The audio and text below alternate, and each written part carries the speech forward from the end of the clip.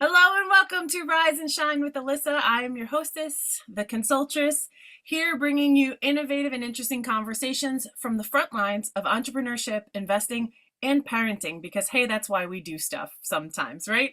I have the pleasure and the privilege of having interesting conversations with amazing people who are pushing the edge of their comfort zone to create value in the world, bring new ideas to light, and to create what's next. Because this age we live in this age of disruption, nothing's normal. Everything's new and up for review. And I get to bring my network conversations offline to bring value into my world, my life, to my clients, partners, and you, my community. So welcome today to the conversation, Mr. Tommy DiMisa. Tommy D, how we doing? What up, world? What's up, Alyssa Bakar? How are you, kid? Good to see you. I am the one and only nonprofit sector connector, Tommy D, coming at you from the top of my house, just below the roof in the attic. Alyssa, you know about the attic. You know where it's at. It's just below the roof, man. 2 flights up from where I get my coffee. So I'm fired up. Shout out to you. Love the thing with the coffee. Shout out to mushrooms. Salute. The mushrooms, not for the whole, you know, other idea of mushrooms, but mushrooms are incredibly intelligent.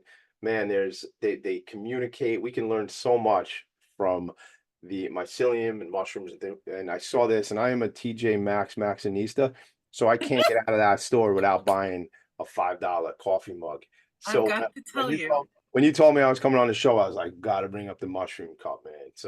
So good to see you, my friend. Thanks for having me on the show. I'm Yeah, excited. right on. This is exciting because I actually have the originator of one of the key pieces of my brand here today with me. Do you remember when the Yeah, we did that thing. consultress? We did this thing like it was like, but for some reason I remember, yes, I remember exactly where we were when we were doing that. We were walking around a networking thing, and I would say this is the consultants, and you would do like this whole thing, but it was like it reminded me like Mrs. Butterworth, like Mrs. Butterworth, like because she had that like thing. I gotta Google Mrs. Butterworth, but it was like this whole thing like the Mrs. Butterworth statue, because you just be like, boom, you guys speak.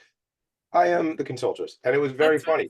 And I didn't realize though, like that we created something, and that would like who knows? You never know that you're like doing a thing. It's a little bit of shtick, and then all of a sudden it's like, look, I am the nonprofit I'm sector smart. connector. I just said that one day, and I said I'm going to be that. And I was on a call this morning. You talk about the age of disruption. You want to talk about the disruption that's going on inside my head at any given time, man. So I promise, I know this is your show, but sometimes I forget that I'm not it's not my meeting. I go, Listen, this is a collaboration. So, I mean, we're Italian and New dude, Yorkers, and we're probably going to interrupt each other a whole bunch. I'm sure of that. And I was just thinking something about, this just happened this morning, right? So a friend of ours who calls himself the handsome home buyer asked me for a favor to talk to somebody this morning, and I did. And as a result of that, this individual runs a nonprofit organization, or is involved with a nonprofit organization that does work with police and first responders and their families and things like that. And while the conversation is supposed to be about one thing with me, similar to what happened out here, I think with us, is it ripples into so many other things, because I think you used the word multifaceted either earlier today or just when we kicked off. And I think like we are all not just what we do, like meaning if all my job is like I own an employee benefits agency, so we sell group health insurance. I think we have an incredible company. I think we do great work. But to define myself by an insurance guy, like to say, what's Tommy D? He's an insurance man. Well, that's very limiting. And that's not just about me. I think it's everybody. If we only define ourselves by the job we do or the career we have, what about the parent you are? What about the person you are in community? What about the volunteer you are, the board member you are, and all these additional things? So, anyway, what happened this morning is I take a conversation that's going to be about one thing, and we covered that. And I said, well, tell me more about what you do. And it rolled into this other situation. I said, that's incredible. I'd love to have you on philanthropy and focus, which you and I will probably talk about shortly. But that's just how it all goes, man, right? So it's all ripple. It's all just like riding the wave. Where are we going next? Where this conversation going to go? Alyssa, I only got 50 years left, man. And I've been saying that for 5. So I guess I just keep getting healthier. But I only got 50 years left, man. And what's the impact I'm going to make? Well, I want it to be a legacy. I want people to be better off that I was here. I want people to, have evolved and changed. And that's why I'm constantly evolving and changing. You know what I mean? I got you. I like amen to that because part of the thing that binds the two of us together that has rippled out into our respective networks and beyond is that when you find someone that you jive with, when you find someone you can create good rapport with, that feels like conversation kind of can be effortless. Tommy, this has been going on for the better part of a decade plus.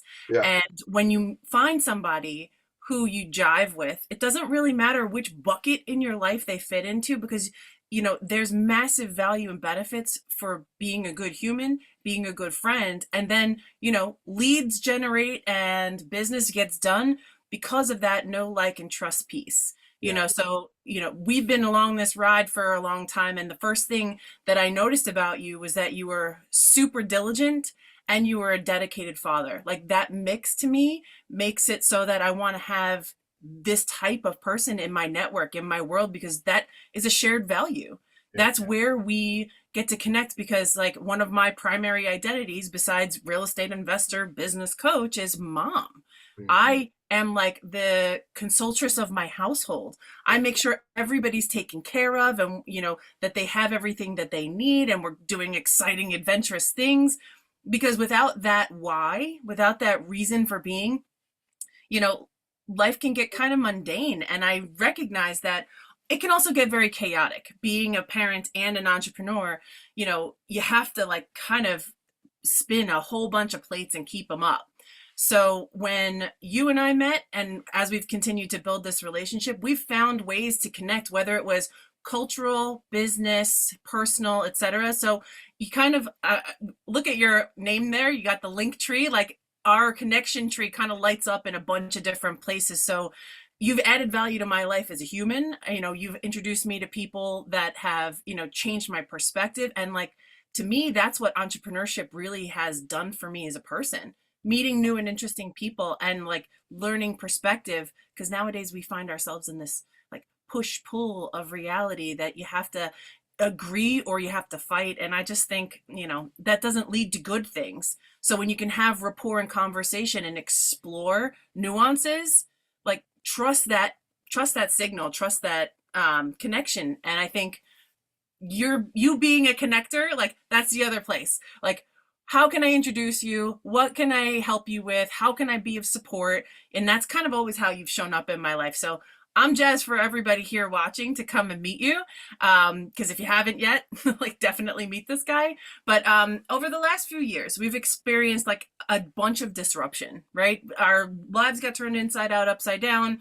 We now have this ability to see things as emergent more, I feel, than ever before. It's like, oh, things aren't the way that we assumed they were. So how have you seen your life and your business kind of pivoting and making adjustments in the recent past to be more agile and to kind of flow with the way things are growing in the world? Yeah. So there's a lot you said there. And what really, I just, the word is coming up for me as you were talking is evolution. And I remember like many years ago, I would walk around and be like, yeah, I'm a salesman. That's what I do. I'm a salesman. I grew up working at ADP, in payroll sales. It's how I met my two partners, Ed Probst and Vinny Blasi at Vanguard Benefits. Back then, the company was called Vanguard Insurance Agency, but we went through a rebrand about 24 months ago with the Spirit of Huntington Arts Center, Vanguard Benefits. And if you want to check out the website, gang, it's vanguardbenefitsyou.com. But I used to go, I'm a salesman, man. That's what I do. I'm a salesman. And in my 20s and 30s, like I thought like it goes back to what I was saying, like about being an insurance man. Like these are just like titles or like what we think we might be, right? And for a long time, Alyssa, I didn't necessarily think I was a creative. And I would think like, well, my gig is like I'm gonna sell, I'm gonna work with these companies, and like that's kind of like that's the mold. I don't know, man, if it was, I know when some of this happened during COVID, but I don't know if that was an opportunity. I remember, the former governor here in New York. Yeah, how about that? In New York, called it a pause, right? It was like a pause. And it was like a pause for a lot of us and used that word pivot that became real super popular a bunch of years back. For me, it was just like this evolution of, I can do other things. Like it's not just like, a sales guy or not even just in the insurance space. I host my weekly radio show, which is called philanthropy and focus, PHOCUS. That's how we spell focus, at least in the attic. But I host that show to shine a light on the great work nonprofit organizations are doing. Right, I've done over 180 episodes on a plan of 5,000. And that to me is just an incredible thing that I talked about doing for 2 years, Alissa, and then I didn't do it, and then I did, right? And now I do that every single Friday. That kind of not a spin-off, but it gave me an opportunity to partner up with my friend Valerie. We do a show called the Professionals and Animal Lovers Show, all about animal advocacy. Soon to be an entire community of animal advocates that we're creating, right? My point is, I think you have to just try stuff out, man. Life begins at the end of your comfort zone, man. If you want to do the thing, I really truly believe we only got one run at this thing, right? So if you want to try something, and I don't know if I ever told you this, but I share it with people. One day, I was listening to something by Gary Vaynerchuk, Gary V, right? Everybody, if you don't know Gary V, check out Gary V and check out Tommy D too. What the thing is, he said, if you're really passionate about something and you know you want to get more involved with that, he said build content around that. And that's what happened with the nonprofit sector connector. That's what happened in philanthropy and focus. We ended up creating the Nonprofit Resource Hub, which is an organization, a trade association for the nonprofit sector. So when I think about what am I passionate about, dude, that's it, man. That is it. Like nonprofits change our world each and every day. Feeding people who are food insecure, helping people who are experiencing homelessness, helping people with intellectual developmental disabilities. Recently, we've been out in Suffolk County at the Suffolk County Legislature trying to explain to these legislators what the nonprofit sector is doing, because there's some controversy around what the county believes that they should be able to cap the pay of leaders of nonprofit organizations. You and I don't have the time to go into the details of it, but just the point is, I think people don't realize, not everybody, but some people don't realize how important the nonprofit sector is. Millions of people are employed, millions of people are impacted by the work the nonprofit sector is doing. And it was one of these things where I realized how important this part of the world was, and I just kind of jumped in, man. And I think that's what I would say, has been my own evolution to realize I'm super creative. I could do really cool things. About to start a TV show on public access out here on Long Island. It's just I want to do these things. I want to play, right? It's then even yesterday, Alissa, I was on a webinar with a gentleman who teaches people how to do podcasts. But I already have a podcast, right? Okay, but I want to learn more because I want to figure out different ways to do different things. And he said, I think it was like 99% of people who start a podcast don't even get past the first episode. And then, another low percentage of people get past 21 episodes. So like it's a thing to get in the persistence and consistency of doing the thing, right?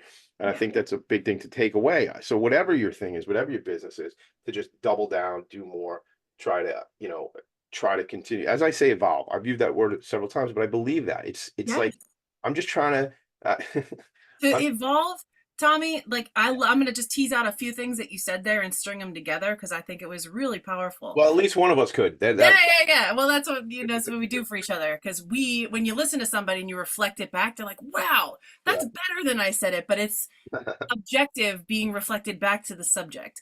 And so it's one of my superpowers of like super listening, and you have it too, whether you believe it or not, because as you listen to other people, you synthesize and say, well, did I hear you right? So like high five for that, because we have this in spades. But I heard you say things like evolve, and I just want to play with it. I find myself drawn to something, and Gary Vee says, bring content around what you're drawn to. So play like this equation, because I've got like my baseline is a math brain and a geometry brain. So like I heard play plus experiment equals learn and grow. So if you are in that space of play and experimentation and like releasing yourself from the constraints of what life teaches us around, the hustle grind and like the, suffer to success model, that's a very industrial age type of thinking that right now in the age of disruption, we're actually dismantling. And the way we're doing that dismantling is simply by being in curiosity, wonder, and creative mode. So, we think of demolition from the industrial age as like swing the hammer, knock it down, very severe. But what we're actually doing in today's day and age of renegotiating what gets to be created from here that solves the problems that are emerging now is a new set of thinking, a new paradigm of being that allows what's next to come through. Because there's a quote, and I don't know by who, and I'm probably going to screw it up, but like, you can't solve a problem from the same level of thinking that created the problem. So when you find yourself needing to change something, don't get into the curiosity and be like, this needs to change, because that is adding more from the same mindset that created the problem. It's all about, I wonder what the opportunity that this is. And let me get into a space of like, this makes me feel good, because, that's the signal. That's the signal that allows us to grow. And when we release ourselves from having to have it figured out already, again, industrial age mindset and schooling system, like I have to have it figured out to be successful, bullshit. Yeah. What we're doing here is playing, innovating, and that is the stuff of success. That is the stuff that creates the new paradigm mindset that solves the emergent problems from a different level of thinking. And when we do that, whether it's finding passion for people who give generously, in my world, the more money you make, the more generous you can be. And that is my template. I watched my father go everywhere, showering people with bagels and hugs and all sorts of stuff, but he was giving from overflow. And that's the template I learned from, is when you are full, with emotionally, financially, that allows you to be and do more. And I had to break that paradigm, that mindset that like, it's a struggle to make money and it's hard to make money and making money makes you an asshole. Like, all that stuff plagued my mind for so long. But to be able to break it down, I had to use this thing that you just effortlessly described around getting into play space, experimenting with stuff, kind of jazz innovating, Yeah. and say, oh, look, we have a new song at the end of the day. Yeah, I want to comment on a lot of what you just said, and thank you for sharing it, and thank you for reflecting back what I said. Because you said something about play and experiment and learn and grow. Dude, why do we stop playing? Like, why is that even a thing? Like, playtime is playtime, man. Like, what? I don't, I, I don't know when that became a thing, like what age, but at some point, like, it's not play anymore, it's work. And I don't mean you go to the bar and have a couple cocktails or whatever people do. I mean, but like play, just be silly, just like iterate on stuff and like sit around and like be a knucklehead. Like, that's cool stuff. And I don't know why that ends at certain, again, I'll speak personally. I feel that had ended at points in my life because of maybe responsibility and different roles and whatever. But I think like, dude, that's what successful people do. They try stuff out. Like they try different things out and they see what's going to work and then play, oh, that didn't work. So it's Albert Einstein is the quote. You cannot solve a problem with the same mind that created it. And it's funny how you and I have like some language in common because we have a common thread of somebody in art, that we're connected through over the years. And when you talk about industrial age thinking and different paradigms and stuff, and it reflects upon, some history that you and I have together, right? Um, that inhumanity of a certain way that life has been and that business is and where it's not focused on the person. I believe though, and this younger generation gets a lot of credit, and I use that word purposely, it gets a lot of credit for seeing the world differently, because unfortunately this younger generation has had a lot of nonsense said about it, as if they're children who like, like the millennials are children who live on their parents' couch eating Cheetos. No, these people are in their 40s and some are, ridiculously successful in all endeavors of life and have children and families and all these things. So the fact that they get such a bad reputation, it's shenanigans to me. I love shit saying shenanigans. It's just the world being the world, right? Crabs in a Right, bucket love to totally, see totally. everything with the glass half No, empty. 100%. Don't be such a hater, world. Be good, man. So I think in that term, though, these younger folks are asking for more, and I vibe with them because I'm a cusper, man. Because I was born in '78, so that's like Gen X, but like, like I'm not certainly not a digital native, but it's like there's a connection there, and I can certainly vibe with younger folks.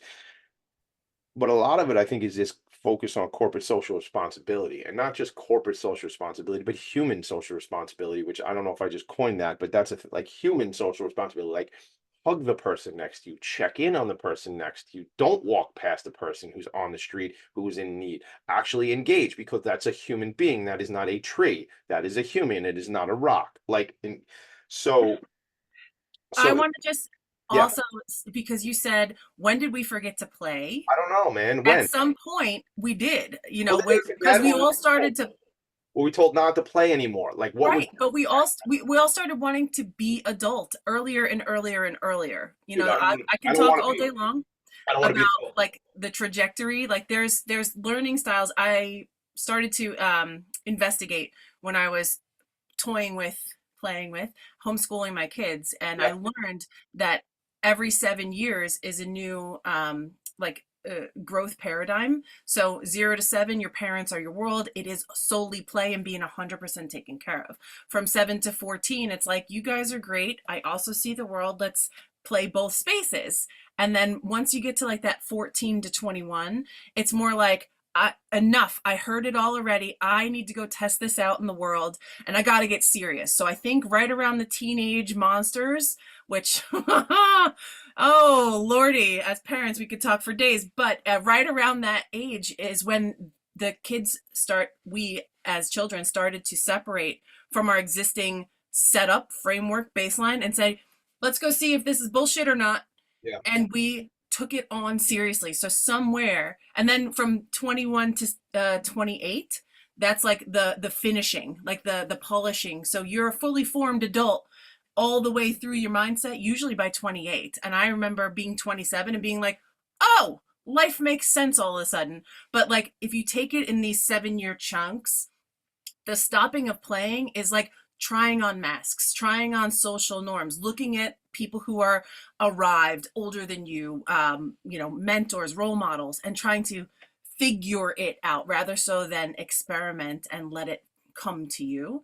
But yeah, having children has changed that game for me, because I had to, in my 30s, then turn around and start playing again. Like, it brought me full circle to that mindset of like, right, yes, duh, we learn through play. Duh, we learn through interacting with people of all different paradigms and stuff. So that parenting brought me back home to myself and opened the opportunity back up for play itself. Yes, I'm fun. I'm ebullient or ebullient, however you say that word. I am that.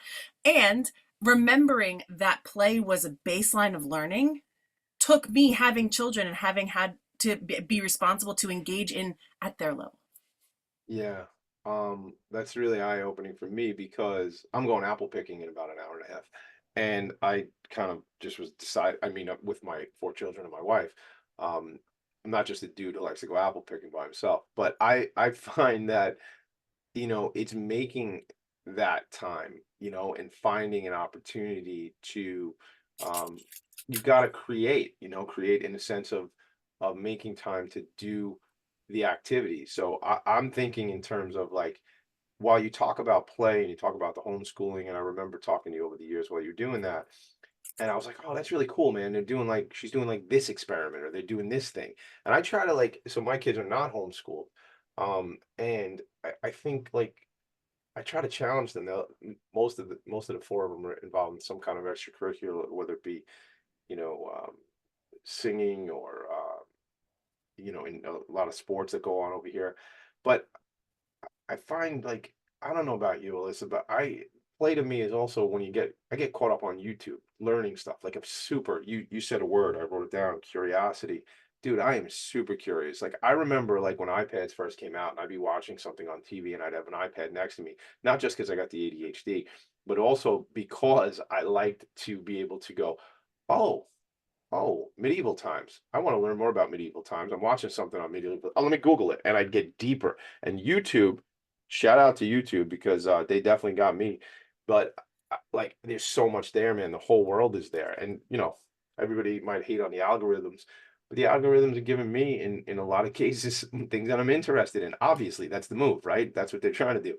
But if I want to learn more about Dr. Joe Dispenza, or I'm like meditating, listening to Louise Hay or something like that, it feeds me up more of that, right? There's this really cool, this brother and sister team right now, Callie and Casey Means. They got a book out called Good Energy, and it talks. He's a former lobbyist. She's a former Stanford MD, and they wrote this book called Good Energy, and it's all about how do you say this nicely? How terrible our foods our processed foods are for our bodies and things like that, and how we need to reevaluate things. And they're on this really important mission. But I'm curious about that. I ran into a woman the other night at one of our events for one of my other companies, the Philanthropy Network in New York. Maybe we'll talk about. And I ran into a woman who's a wellness coach, and we were just like totally vibing on that. And like I'm like the nonprofit guy, right? But then I'm vibing on wellness and health, and the next moment, let's go Mets, and it's kind of like, there's so many different things, and to me it's like, dude, I want to play, I want to feed into all that. Let's do that. Oh my God, Yes. Alissa, let's do that. Wait, Let's do it. let's go do that now. And like that's the thing. Were you a South Park fan? Yeah. There's this episode of South Park, right? Where so Cartman doesn't get invited to somebody's birthday party. I forget. It might be Kyle's birthday party, right? So he doesn't get invited to the birthday party, but Butters does get invited to the party. And the party is going to be at Casa Bonita. So what happens is Cartman tells Butters, or convinces Butters, that he's looking out for him. And I might be doing some of the story wrong, but he convinces Butters that the world, we're like in an apocalypse, right? So he gets Butters, he puts him down in like storm shelter, right? Like way underground, and like leaves Butters there so Butters goes missing now, right? In the community. So Cartman's logic is, well, if Butters isn't there, I'm going to get invited to Casa Bonita to go for Kyle's birthday, right? It might be Stan's birthday, whatever. So the whole episode, he's hiding him down there and like giving him food every so often, but getting to Friday, because like Friday is the day they go into Casa Bonita. Long story short, the cops catch up with Cartman, and they figure out while this is going on, as the birthday party is starting. So he's at Casa Bonita. So he now has to do the entire 2-hour birthday party in like a minute and a half. So he's running through Casa Bonita, Cartman is, while the cops are hot on his tail. And he's like, oh my God, cliff divers. Oh, let me look at this. Oh, quesadilla bar. Oh, and he's doing all these like crazy, and he wants to like, and that sometimes is my brain. And I think like that is like, I'm Cartman at Casa Bonita. Now, I didn't hide a kid in a well, but I think like I want to do all this stuff. Like I want to. Oh my God. It's the buffet of life. You know what I'm talking about? Yeah, I got you. It's, we're trained to think our identity is the one thing, or like what we do is who we are. And what you're shedding a light on, and you have to come back for another conversation or three, because you and I could riff for days, is that your identity is not tied to one thing only. Your business focus may be tied to one set of outcomes, but life is all about growing, changing, learning, and living. So when you find things that light you up, we are trained that is not what we should do, that we should to quote Cynthia Greenawalt, sit down, shut up, and screw the screw. Yeah. But that is the opposite.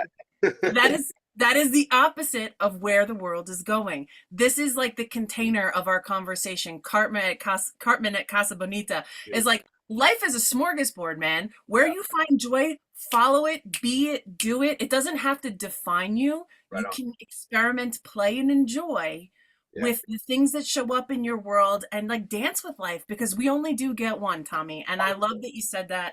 So, for now, we're going to bring this conversation to a close. Really? Where can people go to find you so that they can connect more with the Uber connector and the awesome human that you are?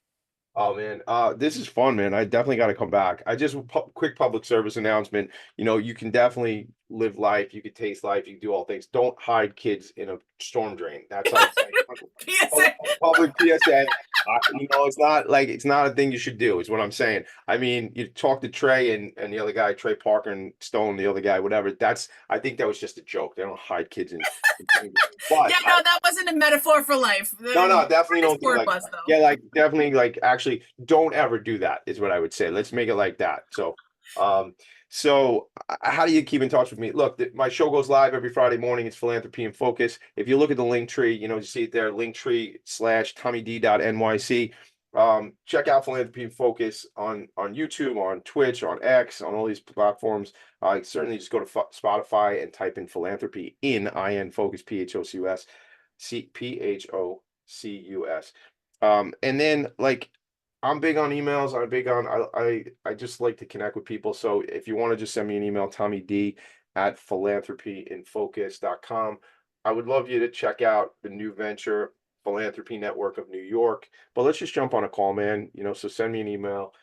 We could jump on a call. But Philanthropy Network in New York, Alyssa, we didn't have a chance to talk about it, but what we do is we provide days of volunteerism and corporate social responsibility for companies, so they can really partner up with the nonprofit sector. Super on brand for a guy called the Nonprofit Sector Connector. Yeah, Tommy, your life is a fucking smorgasbord, okay? I just have to say, like, you saying that now gives me like a completely upgraded version in my head of how you behave in this world, because it's true. You take life and you go at it full force. Like, that's my father's legacy too. You met the man. I love you. I loved your father, man. We didn't know each other well, but he came to a concert. We did a concert. We did, God, Alyssa, it might be 10 years ago, to raise money for a couple nonprofit organizations. But and that was way before I knew anything about what I know about nonprofits now. That was just like, that was like baby Tommy D. Well, I'm gonna say, go have fun apple picking. Is that your dad apple picking? This was the last. This was the last year that we went apple picking together. I got awesome pictures of us, and you're doing it right, man. This man was like the epitome of what I think good fatherhood should be, and high five to you. Well, I appreciate it. Life full I out. appreciate it. But I would just say this. I know you're trying to draw the show to a close, but I would just say this. Here's the thing. I'm not trying to be self-deprecating, man. Like, I think I do good things in the world. I think I do good things with my family. But I think, like, gang, it's just, it's one day at a time, man. Like, if you're parenting right now, I don't have this thing figured out. My wife and I don't have this thing figured out. We're in it, we're living it, and you do the best you can and you try to make the right decisions. I mean, I'm in discussions every day. Oh, can I stay out till 11:30? No. And then it's like, but why not? Because you're 13, man. Like, that's the answer. Yeah, right. You don't need to really do it. So my point is, thank you for the kudos, but I think it's just like anybody else, man. We're all just a work in progress, wet cement, not dry clay, whatever the thing is, man, just trying to make it all work. I appreciate you. I appreciate your friendship. You are the consultress. And listen, I'd love to come back 2, 3, 4, 5 times. I mean, why not? I got plenty to say, that. Right on. So stay tuned, everybody. Tommy D, this is just the beginning.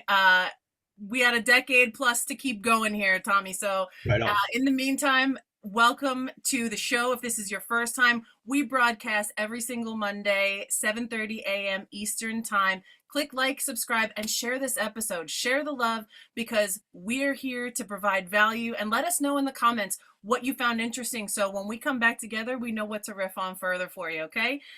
In the meantime, stay cool, everybody. Rise and shine. And thanks a million.